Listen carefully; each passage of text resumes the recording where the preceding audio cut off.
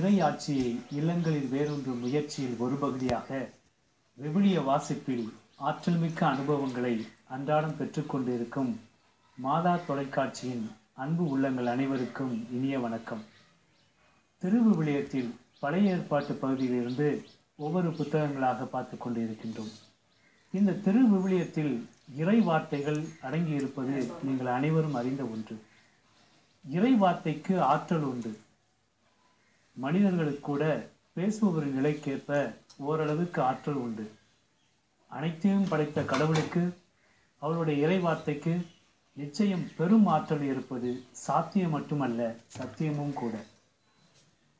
படைக்கும் ஆற்றல், திருத்தும் ஆற்றல், நீதியை நிலைநாட்டும் ஆற்றல், சமுதாயத்தை உருவாக்கும் ஆற்றல் என இறை வார்த்தைக்கு மாபெரும் ஆற்றல் இருப்பதை நாம் அன்றாட அனுபவங்களாக பார்த்து கொண்டிருக்கின்றோம். இத்தகைய திருவிவிலியத்திலிருந்து நாம் கடந்த முறை நீதிமொழிகள் என்ற புத்தகத்தை பார்த்தோம். குறிப்பாக திருவிவிலியத்தை 3 பெரும் பகுதிகளாக பிரிக்கின்றோம்.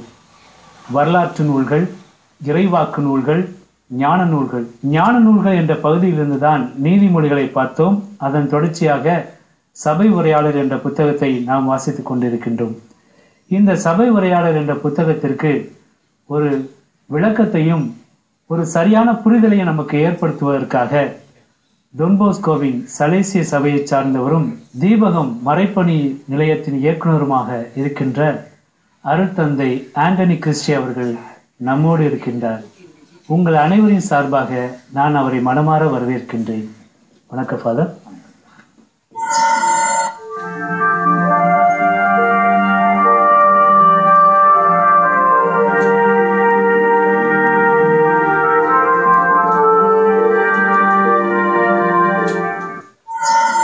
ஃபாதர், இந்த அதிகாரம் 7 என்ன மைய கருத்து சொல்லப்படுகிறது? அதிகாரம் 7 பற்றி நாம் பார்க்கும்போது வாழ்க்கை, நம்முடைய வாழ்க்கை எப்படிப்பட்டதாக இருக்கின்றது, அதை நாம எப்படி அணுக வேண்டும் என்பதை சொல்லுகின்ற ஒரு அதிகாரமாக அதிகாரம் 7 நாம் பார்க்கலாம். மீண்டும் நாம் எப்பவுமே பேசிக்கொண்டே இருக்கின்ற அந்த ஒரு நிலை, அதாவது யதார்த்தம். நம்முடைய வாழ்க்கையின் யதார்த்தம் என்ன என்பதை நமக்கு வலியுறுத்துகின்ற ஒரு அதிகாரமாக அதிகாரம் 7 பார்க்கலாம்.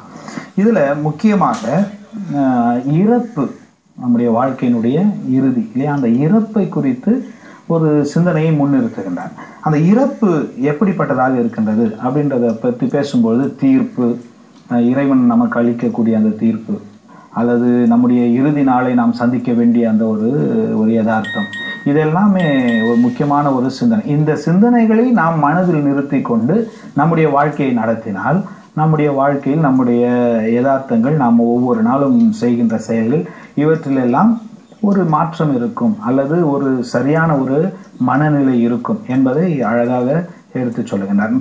பல இடங்கள்ல அதை இந்த அதிகாரத்துல சொல்வதை நாம் பார்க்கின்றோம். சிறப்பாக அவர் சொல்லும் பொழுது இந்த அதிகாரத்துல வசனம் 4 சொல்வார், ஞானம் உள்ளவர்கள் இந்த வாழ்க்கையை எப்படி அணுகுவார்கள், அந்த ஞானம் இல்லாமல் இருப்பவர்கள் எப்படி இந்த வாழ்க்கையை அணுகுவார்கள், ஞானம் உள்ளவர்கள் மூடர்கள் என்று அவர்களை பிரித்து காட்டி சொல்வார். அந்த 4வது வசனத்தை படிப்போம். ஞானம் உள்ளவரின் உள்ளத்தில் துக்க வீட்டின் நினைவே இருக்கும், மூடரின் உள்ளத்திலோ சிற்றின்ப வீட்டின் நினைவே இருக்கும். இதை சொல்லும்போது அழகா இது ஒரு சாராம்சமாக இதை கொடுத்து விடுங்க. அதாவது ஞானி என்பவர் அந்த இறந்த வீட்டில் இருக்கக்கூடிய அந்த சூழலை மனசுல வச்சிருப்பாரு.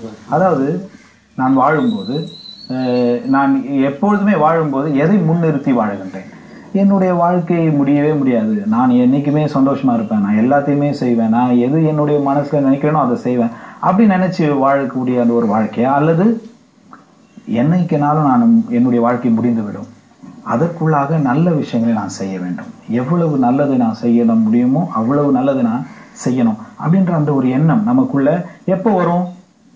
அவர் சொல்றாரு பாருங்க, அந்த துக்க வீட்டின் ஒரு நிகழ்வு, அந்த நினைவு தன்னுடைய உள்ளத்தில் இருக்கும்போது என்னுடைய வாழ்க்கை குறைவுள்ளது, அது முடிந்துவிடும், என்னுடைய வாழ்க்கை என்னைக்குமே தொடர்ந்து கொண்டே இருக்க போகின்ற ஒரு வாழ்க்கை அல்ல என்ற அந்த ஒரு மனநிலை நமக்குள் வந்துவிடும். அது வரும்போது கண்டிப்பாக நல்லது செய்ய வேண்டும், என்னுடைய வாழ்க்கையை முழுமையாக வாழ வேண்டும் என்ற அந்த ஒரு நினைவு நம்மிடம் வரும். அவன் ஒரு ஞானியாக நம்மால் பார்க்க முடிகின்றது. ஆனால் மூடனாக இருப்பவன் எப்பொழுதுமே சிற்றின்ப வீட்டையே மனதில் நிறுத்தி இருப்பான். அப்படின்னா ஒரு சாதாரணமாக மறையக்கூடிய, வெகு எளிதில் ஒரு காற்றை போல மறையக்கூடிய, ஒரு மேகத்தை போல களையக்கூடிய ஒரு அனுபவத்தையே, ஒரு மகிழ்ச்சியையே, ஒரு மாறாத ஒரு நிலையாக என்னைக்கும் அப்படியே என்னுடைய வாழ்க்கை இருந்துவிடும் என்ற ஒரு நினைப்போடு இருக்கின்றவன் மூடனாகத்தான் இருக்க முடியும் என்பதை நமக்கு சொல்லுகின்றான். அதான் நான் சொன்னேன் இல்லையா, இறப்பை குறித்த சிந்தனை இது மிக அவசியமான ஒன்று. இறப்பை குறித்த ஒரு சிந்தனை மிக அவசியமான ஒன்று. அதனாலதான் நாம பார்க்கின்றோம் சில ஆன்மீகங்களில் இந்த இறப்பை குறித்து நாம பேச வேண்டும். நம்முடைய கிறிஸ்தவ ஆன்மீகம் இதை மிக அதிகமாக அடிகோடிட்டு காட்டுகின்றது. தியானங்கள் எல்லாம் பார்த்தோம் அப்படின்னா இந்த இறப்பு, அதாவது நம்முடைய வாழ்க்கையினுடைய முடிவு, அந்த வாழ்க்கையின் முடிவிலே நாம் இறைவனுக்கு கொடுக்க வேண்டிய அந்த ஒரு ஒரு ஒரு கணக்கு, இறைவன் நம்மிடம் கேட்க போகின்ற கேள்விகள், இதையெல்லாம் குறித்து ஒரு சிந்தனை இல்லாமல் ஒரு தியானமானது நிறைவு பெறாது என்று சொல்வார்கள். அதுதான் உண்மை. ஏன் அப்படின்னா நம்முடைய வாழ்க்கையை ஒரு ஒரு கட்டத்திற்குள் வைத்துதான் நம்ம பார்க்கணும். we need to have a framework for our life, இல்லையா? நம்முடைய வாழ்க்கையை நாம சிந்தித்து பார்க்கும்போது ஒரு கட்டத்திற்குள், ஒரு வரையறைக்குள் வைத்து நாம் சிந்திப்பது மிக அவசியமாக இருக்கின்றது. அந்த வரையறைகளில் ஒரு முக்கியமான வரையறை நம்முடைய முடிவு, நம்முடைய இறுதி நாள். அந்த நாளில் நாம் எப்படி நம்முடைய வாழ்க்கையை நாம முடித்துவிட்டு எப்படி அதற்காக கணக்கு கொடுக்க போகின்றோம் என்பது மிக மிக அவசியமான ஒரு சிந்தனை. அந்த சிந்தனை இல்லாத ஒரு ஆன்மீகம் முழுமை அடையாத ஒரு ஆன்மீகமாக இருக்கின்றது. அதை இவரும் அழகா சொல்லுகின்றார். நிறைய இடங்கள்ல அதை பற்றி இவர் பேசுகின்றார். அதை நாம பார்க்கின்றோம். வசனம் 8 அதுல சொல்லும் பொழுது அவர் சொல்வார், அது படிங்க ஒரு முறை. ஒன்றின் தொடக்கம் அல்ல, அதன் முடிவே கவனிக்கத்தக்கது. உள்ளத்தில் பெருமை கொள்வதை விட பொறுமையோடு இருப்பதே மேல். அதாவது எப்படி தொடங்குறோம் அப்படின்றது முக்கியம்தான். ஆனா அதை விட முக்கியமானது எப்படி தொடர்கின்றோம் என்பது, எப்படி முடிக்கின்றோம் என்பது, இல்லையா? வாழ்க்கையை நாம, இது நம்முடைய அன்றாட வாழ்க்கையின் அனுபவம். இது சிந்திச்சு பாருங்க. ஒரு தியானத்துக்கு போறோம், ஒரு ஜெபத்துக்கு போறோம், ஒரு நல்ல பிரசங்கம் கேட்குறோம். அப்போ நம்ம வெளியே வரும்பொழுது நாம் என்ன மனதில் சொல்லுவோம் அல்லது அடுத்தவங்க கிட்ட சொல்லுவோம், அருமையான பிரசங்கம், அருமையான தியானம், உண்மையிலே என்னுடைய மனசை ரொம்ப தொட்டுச்சு அப்படின்னு சொல்லிட்டு நாம் வீட்டுக்கு வர்றோம். அருமையான தியானம் தான், அருமையான பிரசங்கம் தான். ஆனால் வீட்டுக்கு வந்து நம்முடைய அந்த பிரசங்கமும் அந்த தியானமும் நம்முடைய வாழ்க்கையில் எந்த பாதிப்பை ஏற்படுத்துகின்றது என்பது மிக மிக அவசியமானது. சில நேரங்களில் ஒரு தியானத்தை முடித்து விட்டு நாம் வருகின்றோம், வீட்டுக்கு வருகின்றோம், நம்ம அன்றாட அனுபவங்களுக்கு வருகின்றோம், குடும்பத்தில் வாழ வருகின்றோம், நம்முடைய பணியிடத்திற்கு செல்லுகின்றோம், நம்முடைய அன்றாட அனுபவத்தில் இருக்கின்ற அந்த சூழல்களில் செல்லுகின்றோம். முதல் முறை போகும்பொழுது நாம் அந்த தியானத்தில் கேட்ட கருத்துக்கள், அந்த சிந்தனைகள், அந்த படிப்பினைகள் எல்லாம் மனதில் இருக்கும். இப்படிதான் நான் வாழணும் அப்படின்னு நம்ம சொல்றோம். அதை தொடங்குறோம். தொடங்குவது மட்டும் முக்கியம் அல்ல, அதை எப்படி தொடர்கின்றோம் என்பது முக்கியம்.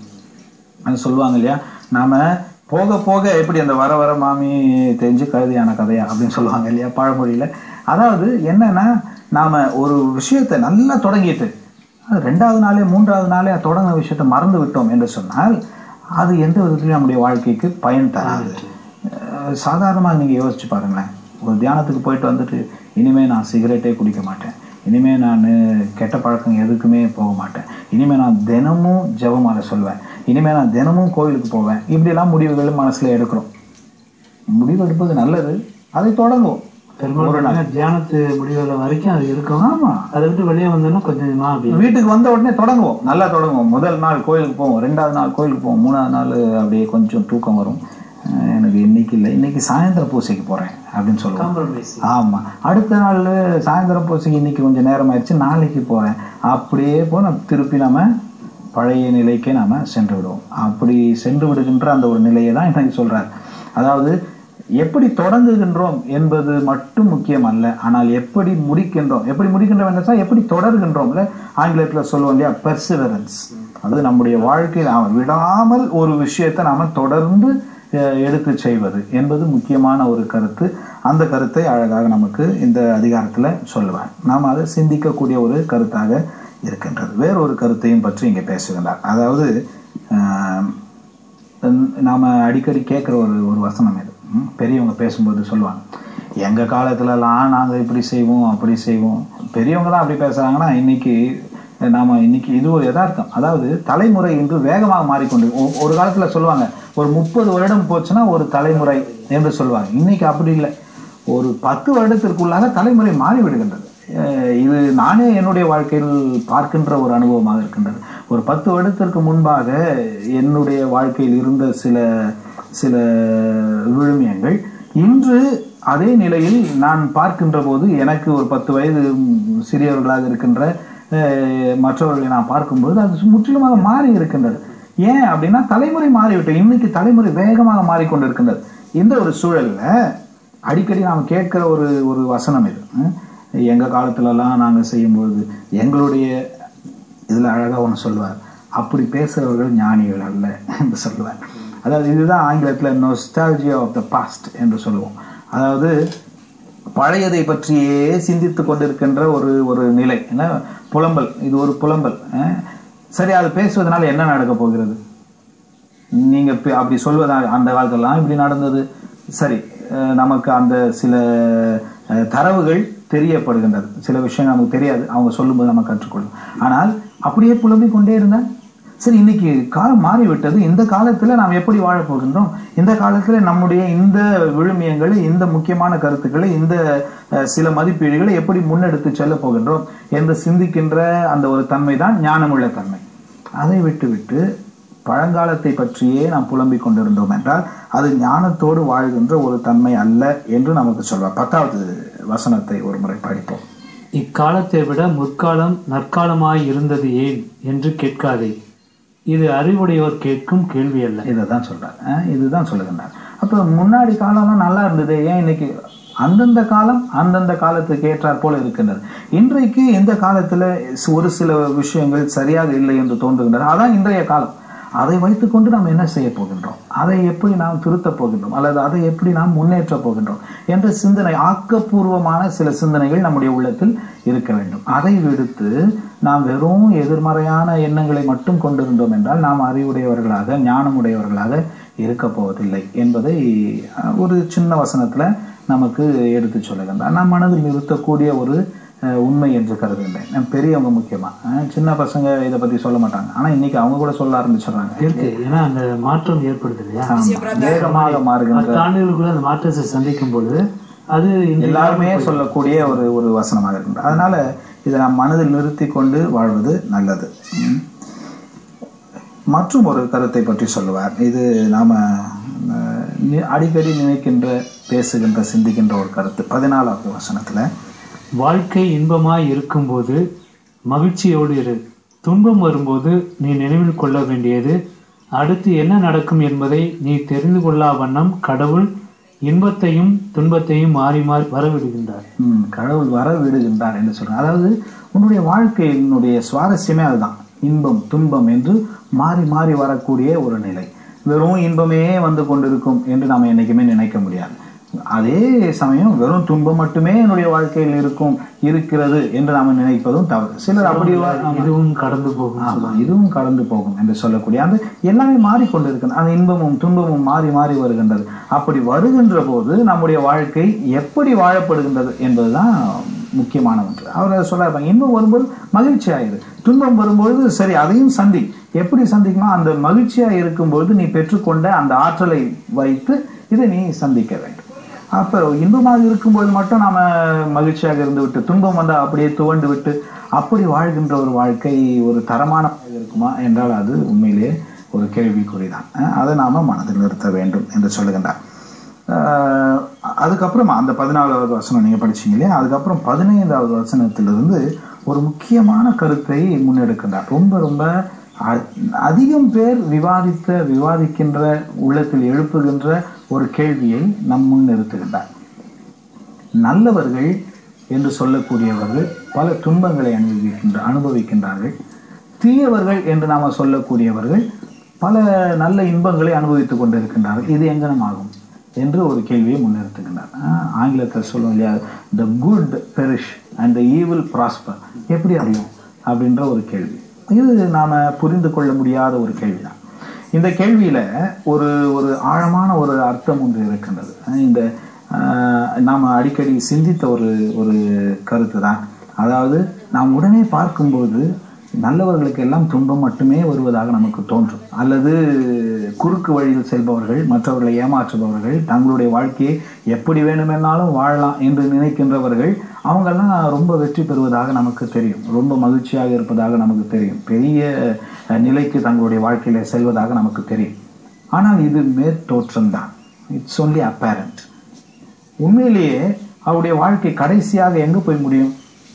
உண்மையான மகிழ்ச்சி யாரிடம் இருக்கும் என்ற கேள்விகளை நமக்குள்ளாக நாம் எழுப்ப வேண்டியிருக்கின்றது. ஏனென்றால் பெரிய நிலைக்கு சென்று விட்டவர்கள், அப்படியே உயர்ந்து விட்டவர்கள், குறுக்கு வழியில உயர்ந்து விட்டவர்கள் என்று நாம் கருதியவர்கள் எல்லாம் இன்றைக்கு எங்க இருக்கிறாங்க அப்படின்னு எல்லாருக்குமே தெரியும். அவருடைய வாழ்க்கை அதே நிலையில் இருந்து விடுவது கிடையாது. ஆனால் நல்லவராக இருந்து சாதாரண ஒரு நிலையில் இருக்கின்றவர்கள் அந்த சாதாரண நிலையிலேயே கூட மகிழ்ச்சியாகவே தங்களுடைய வாழ்க்கையை கடத்தி விடுகின்ற அந்த ஒரு நிலையும் நாம பார்க்கின்றோம். அதுதான் உண்மையான மகிழ்ச்சி. நிலையான ஒரு சமமான ஒரு விதத்துல மகிழ்ச்சியை அனுபவிக்கின்ற ஒரு தன்மை. அந்த தன்மையை நாம முன்னிறுத்தினோம் என்றால் நம்முடைய வாழ்க்கை உண்மையிலேயே மகிழ்ச்சிகரமான ஒரு வாழ்க்கையாக இருக்கும் என்பதை அடிக்கோடுகின்ற ஒரு கருத்தாக நாம் அந்த கருத்தை பார்க்கலாம். இது நிறைய பேர் சிந்தித்த ஒரு கருத்து. நிறைய பேருக்கு அவருடைய வாழ்க்கையில் கடவுள் நம்பிக்கை இல்லாமல் போனதற்கு இது ஒரு காரணமாக நிறைய பேர் சொல்லியிருக்காங்க. அவங்களுடைய வாழ்க்கையில ஏன் நீங்க கடவுளை நம்பவில்லை என்று கேட்டால் அவங்க சொல்லுவாங்க, அது எப்படி நல்லவங்க எல்லாம் கஷ்டப்படுறாங்க, கெட்டவங்க எல்லாம் ரொம்ப மகிழ்ச்சியா இருக்கிறாங்க, அப்படி இருந்தா கடவுள்லாம் இல்லை என்று சொல்லக்கூடியவர்களாக இருக்கின்றார்கள். அன்புக்குரியவர்களே, நம்முடைய வாழ்க்கையில நாம பார்க்க வேண்டிய ஒரு கருத்து இது. உண்மையிலேயே கடவுள் இவங்களுக்கெல்லாம் நல்லது செய்கிறோம், இவங்களுக்கெல்லாம் கெட்டது செய்கிறோம் என்று செய்கின்றவரா? இல்லை. கடவுள் நம்மை படைத்து நமக்கென ஒரு கடமையை தந்து அந்த கடமையை செய்ய வேண்டும் என்ற கட்டளையை தந்து இந்த உலகத்தில் நம்ம விட்டிருக்கின்றோம். நாம வாழ்ந்து கொண்டிருக்கின்றோம். என்னுடைய வாழ்க்கை என் கையில் இருக்கின்றது. பல நேரங்களில் கடவுள் எனக்கு கொடுத்த அந்த தனி மனித சுதந்திரத்தை நான் எப்படி பயன்படுத்துகின்றேன் என்பதை பொறுத்துதான் என்னுடைய வாழ்க்கையினுடைய நிலை மாறுகின்றது. அப்ப உண்மையிலேயே மகிழ்ச்சியாக இருக்கின்றவர்கள், மகிழ்ச்சி இல்லாமல் இருக்கின்றவர்கள் என்று நாம சொல்லும்போது அது யாருடைய முடிவு?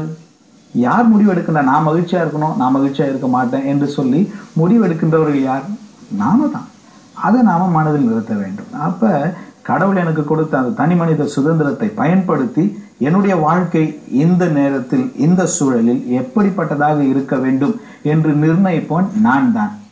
அதை நான் உணர்ந்து வாழ்ந்தேன் என்றால் கடவுள் எனக்கு கொடுத்திருக்கின்ற இந்த வாழ்க்கை என்கின்ற அந்த கொடை, அந்த வாழ்க்கையில் எனக்கு ஏற்படுகின்ற மற்ற அழகான அனுபவங்கள், இவை எல்லாமே உண்மையிலேயே மேலே எழும்பி நிற்கும். அதை நாம மனதில் நிறுத்த வேண்டும் என்று அறிவுறுத்துகின்ற ஒரு பகுதியாக அந்த பகுதியை நாம பார்க்கலாம். இதுல ஒரு அழகான ஒரு கருத்து 28வது வசனத்துல நாம் பார்க்கின்றோம். 28ல, ஆனால் ஒன்று தெரிந்தது, மனிதன் என தக்கவன் 1000-ல் ஒருவனே என்று கண்டேன், பெண் எனத்தக்கவள் யாரையுமே நான் கண்டதில்லை. அதுல முதல் பகுதியை சொல்லும்போது சொல்லுவார், மனிதன் எனத்தக்கவன் 1000-ல் ஒருவன் என கண்டேன். அதாவது மனுஷன் அப்படின்னு சொல்றது இவன் உண்மையிலேயே ஒரு உண்மையான முழுமையான மனிதன் என்று சொல்லுவோம். 1000-ல் ஒருவன் தான் இருக்கின்றார் என்று சொல்லுங்க. ஆமா, இந்த ஒரு வசனம் இருக்கின்ற இல்லையா, வானத்தை பார்த்தேன், பூமியை பார்த்தேன், மனுஷனை இன்னும் பார்க்கலையே. அதுதான் உண்மை. அதாவது மனிதன் என்பவன் அவனுக்குள்ளாக நிறைய நல்ல குணங்கள், நிறைய அவனுடைய வாழ்க்கையில வாழப்பட வேண்டிய விழுமியங்கள், இதையெல்லாம் நிறைந்தவன் தான் மனிதன். அதை முழுமையாக வாழுகின்றவன் தான் மனிதன். நாம மனுஷனா பிறந்துட்டோன்றதுனாலே நம்ம மனிதன் என்று சொல்லிவிட முடியாது. அப்படி வாழுகின்றவனாக இருப்பவர்கள் 1000-ல் ஒருவர் தான் பார்க்கணும். அந்த 1000-ல் ஒருவர்கள் நாம புனிதர்கள் என்று சொல்லுகின்றோம் இல்லையா. முழுமையாக மனிதர்களாக வாழ்பவர்கள் தான் புனிதர்கள். அதுதான் இங்கு அவர் அடிக்கோடிட்டு சொல்லுகின்றார். அந்த 2வது பகுதி அது கொஞ்சம் பிரச்சனைக்குரிய பகுதி. ஏனென்றால் 26ல் கூட அதை பத்தி பேசுவார். பெண் அப்படின்றது கொஞ்சம் மட்டம் தட்டி பேசுவார். அது அந்த காலகட்டத்தினுடைய ஒரு சிந்தனை, அவங்களுடைய கலாச்சாரம். இந்த யூத கலாச்சாரத்துல அந்த காலகட்டத்துல பெண்களை எப்படி பார்த்தார்கள் என்ற ஒரு பிரச்சனை அது முன்னிறுத்தப்படுகின்றது. இன்றைக்கு அந்த சிந்தனை சரியா? இந்த காலகட்டத்திற்கு அந்த சிந்தனை ஒத்து வருமா? கண்டிப்பாக ஒத்து வராது. அதை நாம் முன்னிறுத்த தேவையில்லை. அவருடைய கலாச்சாரத்தின் பின்னணியில வந்தவங்க சொன்ன மாதிரியே பெண் புனிதைகள் நிறைய இருக்கு. அதுதான், அதுலயும் எவ்வளோ பேரை நாம பார்க்கிறோம். அந்த 26வது வசனத்தில் நான் சொன்னது போல அங்கேயும் படிக்கும்போது ஒரு பெண் என்றாலே ஏதோ ஒரு பாவியை போல, ஒரு பெண் என்றாலே மனிதன் முழுமையாக வாழ்வதற்கு ஒரு தடையை போல அவர் அங்க பேசுவார் 26வது வசனத்துல. அந்த வசனம் நாம் அளவுக்கு அதிகமான முக்கியத்துவம் கொடுக்க தேவையில்லாத ஒரு வசனம். ஏனென்றால் நான் ஏற்கனவே சொன்னது போல் அந்த காலத்தில் அந்த யூதர்களுடைய கலாச்சாரத்தில் இது ஒரு சிந்தனையாக இருந்தது. நாம் சொல்லும்பொழுது இது நமக்கு தெரிந்திருக்கலாம் ஒரு செய்தி.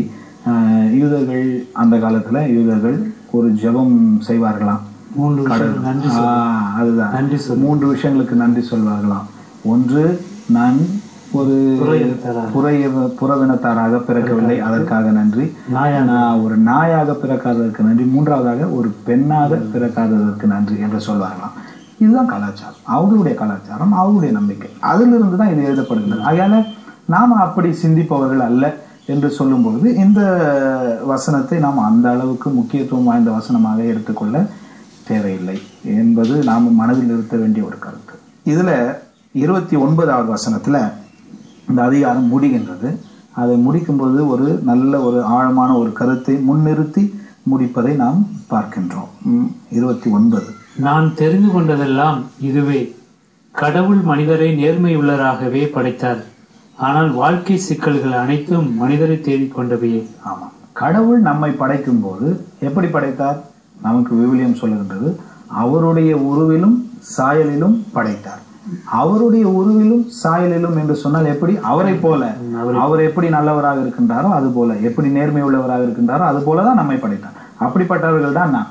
அப்ப நம்முடைய படைக்கப்பட்ட அந்த உண்மையான ஒரு உணர்வோடு அந்த ஒரு இயல்போடு நாம் வாழ்ந்தோம் என்றால் நம்முடைய வாழ்க்கை என்னைக்குமே மகிழ்ச்சியாக இருக்கக்கூடிய ஒரு வாழ்க்கை தான். ஆனால் நாம பல சிக்கல்களை தேடிக்கொள்ளுகின்றோம் என்று சொல்லுகின்றோம். நம்ம முன்னாடி சொன்னோம் இல்லையா, அந்த தனி மனித சுதந்திரத்தினால நான் எடுக்கின்ற தவறான முடிவுகள், என்னுடைய விழுமியங்கள், என்னுடைய மதிப்பீடுகள் இதெல்லாம் தவறி செல்லும் பொழுது தானாக என்னுடைய வாழ்க்கைக்கு நானே சிக்கல்களை வர வைத்துக் கொள்ளுகின்றேன். நான் மகிழ்ச்சியாக இருக்க மாட்டேன், நான் கஷ்டப்பட்டுட்டு தான் இருப்பேன், நான் வருத்தப்பட்டுட்டு தான் இருப்பேன், நான் சண்டை போட்டுட்டு தான் இருப்பேன் என்று சொல்லக்கூடிய ஒரு நிலை. எனக்கு ஒரு அனுபவம் ஒன்று இருக்கின்றது. ஒரு 2 பேர் வந்தாங்க, அவங்களுக்குள்ள பிரச்சனை என்று. அப்படி பேசிக்கொண்டே இருக்கும்பொழுது நான் கடைசியாக சொன்னேன், சரி இப்போ இதான் பிரச்சனை, இதுதான் தெரிந்து விட்டது, இப்போ நீங்கள் அவங்கள மன்னிக்கணும். நீங்கள் அவங்கள மன்னிக்கணும். அவங்க மேலே தப்புன்னு தெரிஞ்சிச்சு, அவங்களும் ஒத்துக்கிறாங்க, நீங்கள் அவங்கள மன்னிக்கணும். மன்னிச்சா எல்லாம் முடிஞ்சிச்சு, இங்கிருந்து நான் மன்னிக்க மாட்டேன் என்று சொன்னார்கள். நான் சொன்னேன், நீங்கள் மன்னிக்க மாட்டீங்கன்னு சொன்னால் நீங்களே நான் சந்தோஷமா இருக்க மாட்டேன் அப்படின்னு சொல்றீங்கன்னு அர்த்தம். அப்போ இல்லைன்னா எப்படி நம்ம தீர்வு போறது? ஆமாம், நான் அப்படிதான் இருப்பேன், நான் மன்னிக்க மாட்டேன். அதுக்கப்புறம் அவன் என்ன தீர்வு சொல்ல முடியும்? அவரே அந்த சிக்கலை தேடிக்கணும். இப்படிதான் வாழ்கின்றவர்கள் நிறைய பேர் இருக்கின்றோம். நமக்கே தெரியும் இப்படி நாம் செய்யும்பொழுது அது தவறாக தான் செல்லும் என்று நமக்கே தெரியும். தெரிந்தும் நாம் ஒரு முடிவை எடுக்கும்போது அந்த சிக்கலை, அந்த பிரச்சனையை, அந்த ஒரு துயரத்தை நாம நமக்குள்ளாக தேடிக்கொள்கின்றோம் என்று அதை நாம தவிர்க்க வேண்டும். அதை தவிர்த்து இறைவன் எனக்கு கொடுத்திருக்கின்ற இயல்பு என்ன என்பதை உணர்ந்து, எனக்குள் இருக்கின்ற இறைவனின் அந்த உருவையும் சாயலையும் உணர்ந்து அந்த மகத்துவத்திற்கு ஏற்ப என்னுடைய வாழ்க்கையை நான் வாழும்போது என்னுடைய வாழ்க்கை உண்மையாகவே நிறைவான மகிழ்ச்சியை கொண்ட வாழ்க்கையாக மாறுகின்றது. அதை நோக்கி தான் நாம் எல்லாருமே செல்ல வேண்டும். அதுதான் புனிதம். புனிதம் என்பது ஏதோ பெரிய ஒரு விஷயம் அல்ல. நம்முடைய வாழ்க்கையை நிறைவான மகிழ்ச்சியோடு நிறைவாக வாழ்வது, அதை தான் புனிதம் என்று கிறிஸ்து நமக்கு சொல்லிக் கொடுக்கின்றார். அதனால்தான் யோவான் 10ஆம் அதிகாரம் 10ஆம் வசனத்தில் பேசும்போது அவர் சொல்லுவார், தான் ஏன் வந்தேன் அப்படின்னு சொல்லும்போது அவர் சொல்லுவார், நான் ஏன் வந்தேன்? ஆடுகள் உயிர் பெறும் பொருட்டு, அந்த வாழ்வை முழுமையாக பெறும் பொருட்டு, அந்த நிறைவான வாழ்வாக நம்முடைய வாழ்வு மாற வேண்டும். அதுக்காக தான் வந்தார். அவர் சொல்லிக் கொடுக்கின்ற விழுமியங்கள் எல்லாமே அதுதான். அதுதான் இங்கு முன்னிறுத்துகின்றார். அன்புக்குரியவர்களே, அருட்தந்தை இந்த அதிகாரம் 7 பல்வேறு செய்திகளை பதிவு செய்திருக்கின்றார். இறுதியாக வசனத்தில் நமது வாழ்க்கை எப்படி இருக்க வேண்டும் என்ற ஒரு சிந்தனையை வழங்கியிருக்கின்றது. இத்தகைய கருத்துக்களை நாம் மனதில் வைத்துக்கொண்டு இந்த அதிகாரத்தை நாம் வாசிக்கும் பொழுது கவனித்தால் நிச்சயம் நமது வாழ்க்கையில் ஒரு மாபெரும் மாற்றம் ஏற்படும் என்பதில் எந்தவித சந்தேகமில்லை. இப்பொழுது இந்த வாசகத்திற்கு செவிமடுப்போம்.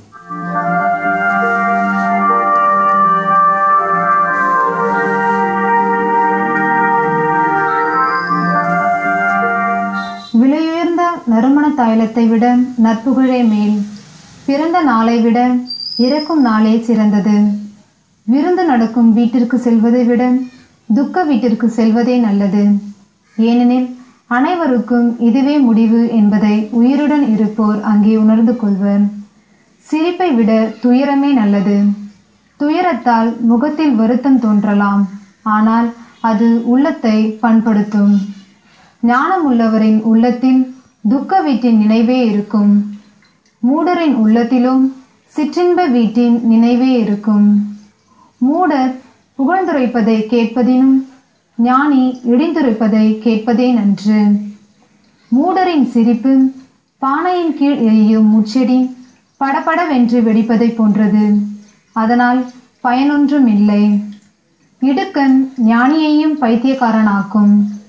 கைக்கூலி உள்ளத்தை கரைப்படுத்தும். ஒன்றின் தொடக்கம் அல்ல, அதன் முடிவே கவனிக்கத்தக்கது. உள்ளத்தில் பெருமை கொள்வதை விட பொறுமையோடு இருப்பதே மேல். உள்ளத்தில் வன்மத்திற்கு இடம் கொடாதே. மூடரின் நெஞ்சமே வன்மத்திற்கு உறைவிடம். இக்காலத்தை விட முற்காலம் நற்காலமாய் இருந்தது ஏன் என்று கேட்காதே. இது அறிவுடையோர் கேட்கும் கேள்வி அல்ல. மரபுரிமை சொத்தோடு ஞானம் சேர்ந்திருத்தல் வேண்டும்.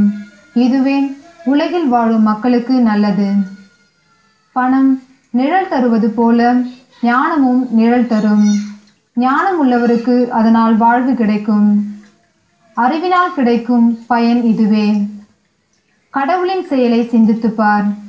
அவர் கோணலாக்கினதை நேராக்க யாரால் முடியும்? வாழ்க்கை இன்பமாய் இருக்கும்போது மகிழ்ச்சியோடு இரு. துன்பம் வரும்போது நீ நினைவில் கொள்ள வேண்டியது, அடுத்து என்ன நடக்கும் என்பதை நீ தெரிந்து கொள்ளா வண்ணம் கடவுள் இன்பத்தையும் துன்பத்தையும் மாறி மாறி வரவிடுகிறார். என் பயனற்ற வாழ்க்கையில் நான் எல்லாவற்றையும் பார்த்துவிட்டேன். நேர்மையானவர் நேர்மை உள்ளவராயிருந்தும் மாண்டடிகிறார். தீயவரோ தீமை செய்கிறவராயிருந்தும் நெடுங்காலம் வாழ்கிறார். நேர்மையாய் நடப்பதிலும் ஞானத்தை பெறுவதிலும் வெறி கொண்டவராயிராதீர். அந்த வெறியால் உம்மையே அழித்துக் கொள்வானேன். தீமை செய்வதிலும் மூடராய் இருப்பதிலும் வெறி கொண்டவராயிராதீர். காலம் வரும் முன் நீவீர் ஏன் சாக வேண்டும்? ஒன்றை பற்றி கொண்டிருக்கும் போது அதற்கு மாறானதை கைவிட்டு விடாதீர். நீவீர் கடவுளுக்கு அஞ்சி நடப்பீரானால் அனைத்திலும் வெற்றி பெறுவீர்.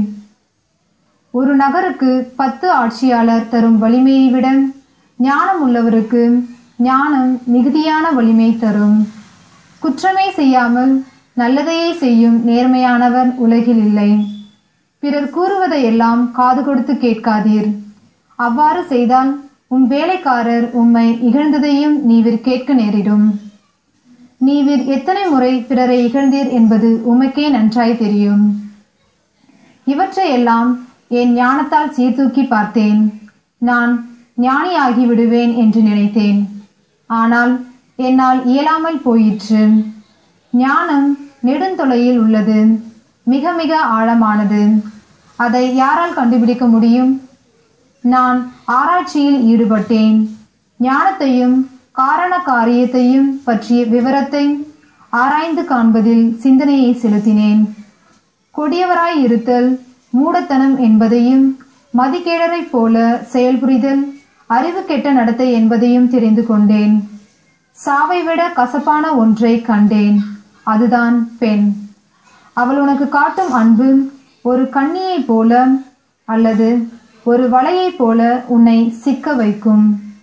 உன்னை சுற்றி பிடிக்கும். அவளின் கைகள் சங்கிலியை போல உன்னை இருக்கும். கடவுளுக்கு உகந்தவனே அவளிடமிருந்து தப்புவான். பாவியோ அவளின் கையில் அகப்படுவான். ஆம், நான் ஒன்றன் பின் ஒன்றாய் ஆராய்ந்து இதை கண்டுபிடித்தேன் என்கிறார் சபையுரையாளர். வேறு ஆராய்ச்சிகளும் செய்தேன். அவற்றால் மிகுந்த பயன் அடையவில்லை. ஆனால் ஒன்று தெரிந்தது. மனிதன் என தக்கவன் 1000ல் ஒருவனே என்று கண்டேன். பெண் என தக்கவள் யாரையுமே நான் கண்டதில்லை. நான் தெரிந்து கொண்டதெல்லாம் இதுவே. கடவுள் மனிதரை நேர்மை உள்ளவராகவே படைத்தார். ஆனால் வாழ்க்கை சிக்கல்கள் அனைத்தும் மனிதர் தேடிக்கொண்டவையே. அன்புக்குரியவர்களே, சபை உரையாளர் புத்தகத்தில் ஒவ்வொரு அதிகாரத்தையும் நாம் பல்வேறு கருத்துக்களை மிகவும் ஆர்வமாக பார்த்து கொண்டிருக்கின்றோம்.